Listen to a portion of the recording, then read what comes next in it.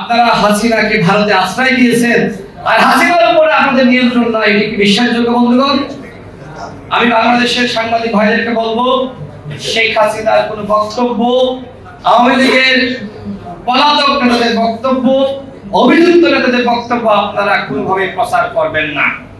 আওয়ামী লীগের সাংগঠনিক কার্যক্রম নিষিদ্ধ হয়েছে। ওদের বক্তব্য প্রচার করা মানে ওদের আশ্রয় প্রশ্রয় দেওয়া। আমি সাংবাদিক ভাইদের কাছে অনুরোধ রাখছি, এই পতিত স্বৈরাচার, পলাতক স্বৈরাচার এবং সাংগঠনিকভাবে নিষিদ্ধ সংগঠন আওয়ামী লীগের কোনো বক্তব্য, বিবৃতি, তাদের নেতাদের বক্তব্য আপনারা দয়া করে প্রচার করবেন না। আগামী ফেব্রুয়ারি মাসে নির্বাচন হবে, সেই নির্বাচনের জন্য আমরা প্রস্তুতি গ্রহণ করছি।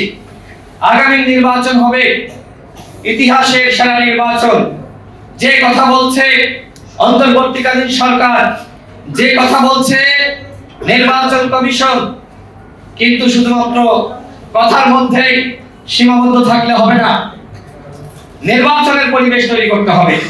সরকার এখন পর্যন্ত নির্বাচনের পরিবেশ তৈরি করার দিকে পূর্ণ মনোযোগ দেয়নি, হালকা পাতলা মনোযোগ দিয়েছে।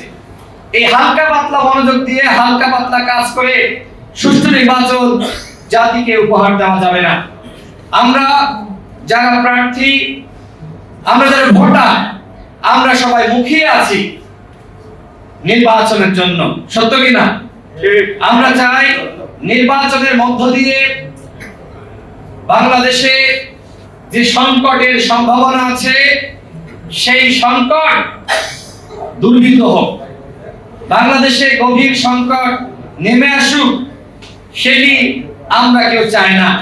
অনেকে সংস্কারের কথা বলছে, আমরা সংস্কার চাই।